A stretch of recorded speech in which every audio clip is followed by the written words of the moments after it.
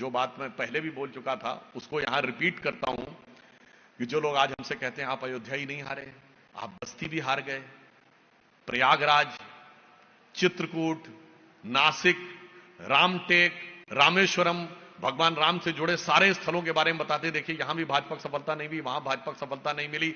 यानी जो लोग पहले कहते थे कि राम कहां है इसका सबूत दो, आज उत्तर से दक्षिण तक खुद सबूत दे रहे हैं कि राम यहां भी थे, राम यहां भी थे, राम यहां भी थे।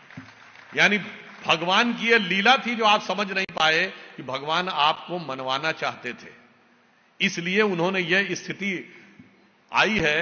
और इसमें किसी भी प्रकार से चिंतित होने की बात नहीं है। यह स्थिति 30 साल पहले भी आई थी, जब उत्तर प्रदेश में सपा बसपा कांग्रेस आई, सारे मौसेरे भाइयों ने मिलकर सरकार बना ली थी। तब एक नारा चला था, मिले मुलायम काशी राम, हवा में उड़ गए जय श्री राम।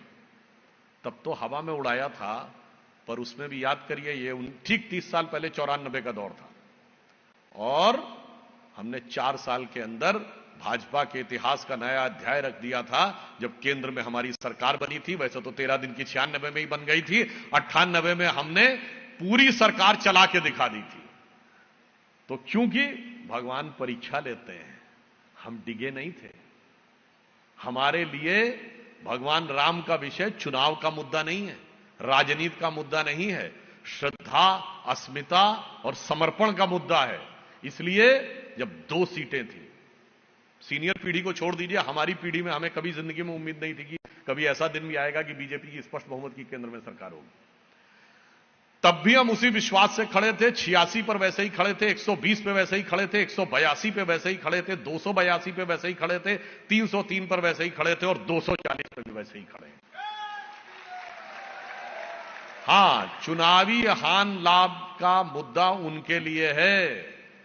भारत के इतिहास में राम का नाम लेकर चुनाव अभियान एक ही बार शुरू किया गया, नवंबर 1989 में, जब राजीव गांधी जी ने अयोध्या से राम का नाम लेकर लोकसभा के चुनाव अभियान की शुरुआत की थी।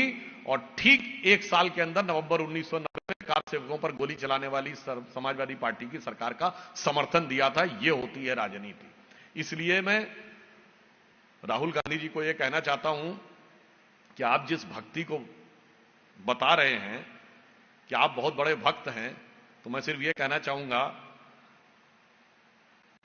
कि शंकर जी के भक्त भगवान राम भी थे और शंकर जी का भक्त रावण भी था। दोनों की भक्ति में अंतर था, बस इसीलिए उसके फल में अंतर था। राम की भक्ति समर्पण की थी और रावण की भक्ति अहंकार की थी। अगर आप सबको याद हो, रामायण सीरियल आपको याद है, जिसमें वो लास्ट एपिसोड है, जब वो लड़ने के लिए जा रहा है, तो भगवान शंकर से कैसे कहता है कि आपने अगर ये सिद्धियां मुझे दी तो ये सिद्धियां मुझे प्राप्त करने का अधिकार था, और मैं जा रहा हूं, अगर जीवित रहा तो फिर आकर आपकी आराधना करूंगा। वही अहंकार आज भी नजर आता है। तो ये उसी परंपरा के प्रतीक हैं। अगर आप सबको ध्यान हो, सुषमा स्वराज जी का एक वीडियो अगर आपने देखा हो, तो उन्होंने इसकी बहुत अच्छी तुलना की थी। उन्होंने कहा था, जब राम जो है शंकर जी की आराधना करते हैं तो क्या कहते हैं, नमामि शमीशान निर्वाण रूपम विभुम व्यापकम ब्रह्म वेद स्वरूपम। जो वेद के व्यापक स्वरूप के अनुरूप भगवान शंकर की आराधना करते हैं। और जब रावण करता है तो वो जटाटवी गलत ज्वल प्रवाह पावी तस्तरे गले व लंबे लंबिताम भुजंग तुंग मालिकाम करता है, यानी वो आक्रामकता दिखाता है। उनसे पूछो तुम वेद वाले स्वरूप की आराधना करते हो या नहीं? नहीं करते हैं। इसका मतलब वो राम वाली आराधना शिव की नहीं है, वो दूसरी वाली आराधना है, क्योंकि वो वेद के विभुम स्वरूप वाले स्वरूप की आराधना नहीं करते हैं। इसलिए मैं उनसे कहना चाहूंगा, आज भी वो अहंकार छोड़िए। अजहु तात त्यागी अभिमाना, भजहु राम हुई है कल्याणा। आज भी अहंकार त्याग दो तो शायद कल्याण हो जाए।